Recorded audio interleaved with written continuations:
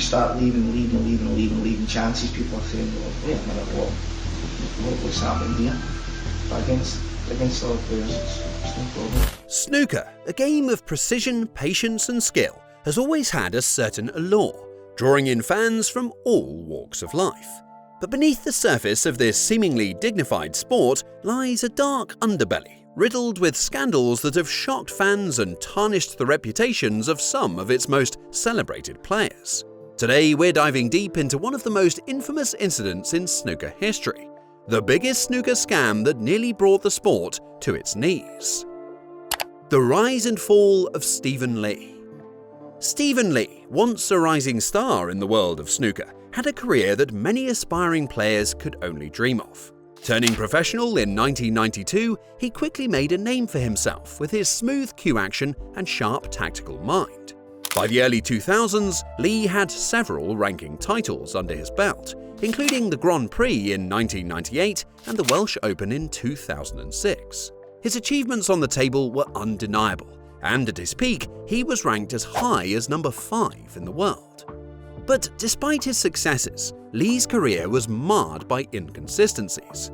His ranking fluctuated, and by the late 2000s, he had dropped out of the top 16, struggling to maintain the form that had once made him a top contender. However, it wasn't just his performance on the table that was raising eyebrows. Behind the scenes, something far more sinister was brewing. The scandal unfolds. The turning point in Stephen Lee's career came in February 2010, when he was arrested on suspicion of match fixing. Initially, the charges were dropped, but the cloud of suspicion continued to hang over him. Things took a more serious turn after a 2012 Premier League match against John Higgins, where Lee lost under circumstances that many found questionable. This loss, combined with irregular betting patterns, led to his suspension pending a full investigation. The investigation revealed that Lee had been involved in influencing the outcomes of 7 matches between 2008 and 2009. These matches were heavily scrutinized, with betting companies noting unusual activity that suggested something was amiss. The evidence was damning, and in September 2013, an independent tribunal found Lee guilty of match fixing. He was handed a 12-year ban, the longest in snooker history at the time.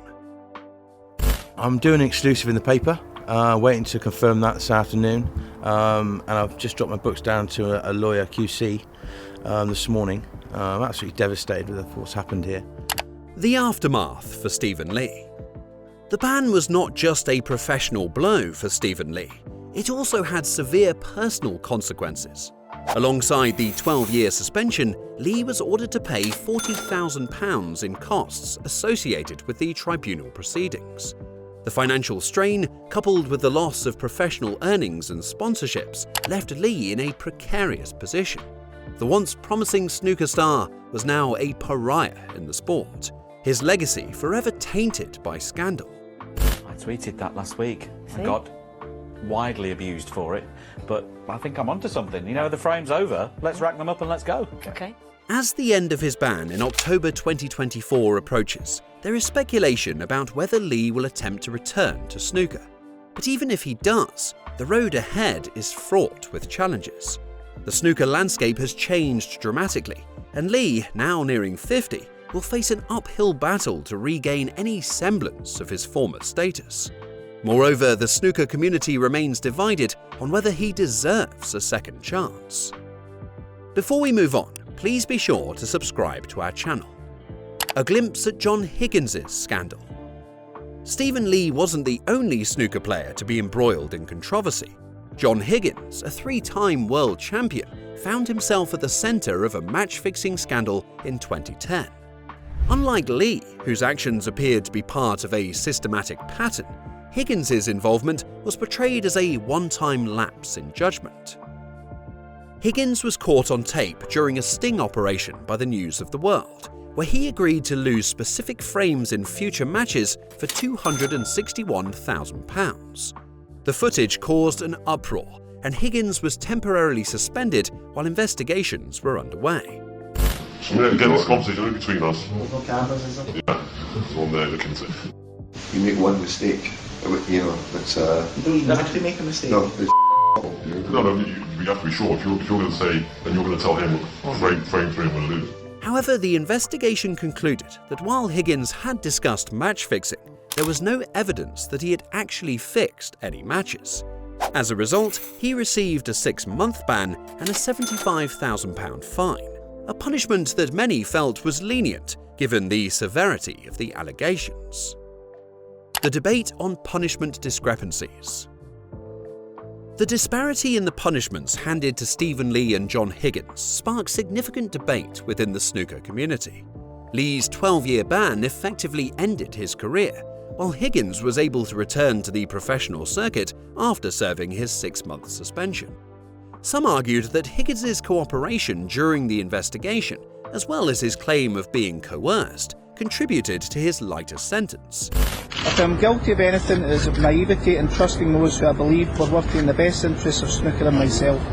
In contrast, Lee's repeated offences and collaboration with multiple betting syndicates warranted a harsher punishment.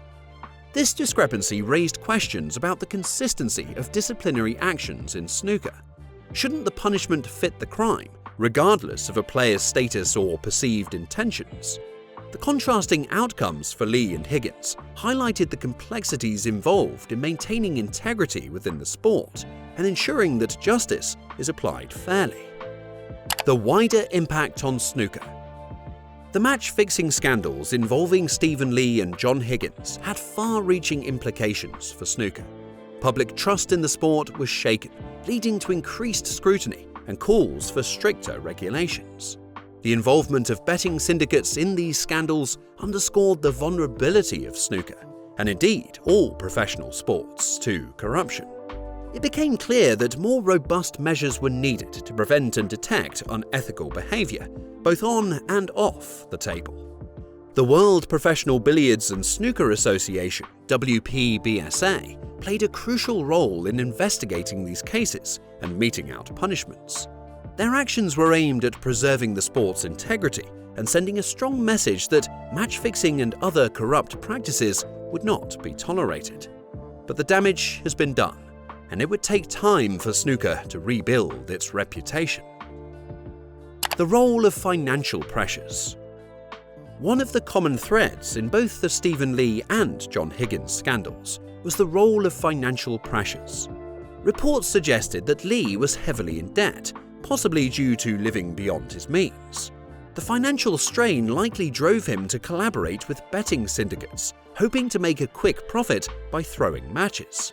Higgins, on the other hand, was already a successful player when he was implicated in the sting operation, raising questions about what motivated him to even entertain the idea of match fixing. Some speculate that fear and coercion played a role in Higgins's actions, rather than financial desperation. Regardless of the reasons, both players' decisions to engage in unethical behaviour had devastating consequences for their careers and reputations. Life after scandal. Despite the severity of the allegations against him, John Higgins managed to rehabilitate his career after serving his ban. He returned to the professional circuit and continued to compete at a high level, even winning several titles, including additional world championships. However, the scandal left a permanent mark on his reputation, with some fans and fellow players viewing him with suspicion and disappointment. Stephen Lee's situation was markedly different. His attempts to return to professional snooker after his ban in 2024 are likely to be met with significant challenges. Not only has he lost his ranking, but his advanced age and lack of competitive match practice also work against him. Moreover, the stigma associated with his match-fixing activities makes a comeback seem unlikely. The match-fixing scandals involving Stephen Lee and John Higgins served as stark reminders of the importance of integrity in sports. They highlighted the vulnerabilities within snooker and the need for ongoing vigilance to prevent similar incidents from occurring in the future. For fans, these scandals were a bitter pill to swallow, casting a shadow over a sport they loved and trusted. The WPBSA's actions in these cases, including thorough investigations and significant punishments, were aimed at preserving the sport's integrity. But the incidents also led to increased scrutiny from fans, the media and other stakeholders, all of whom demand better protection against corruption in the sport. And that's a wrap for this video. Let us know your thoughts in the comments, and for more snooker content, click on the screen right now.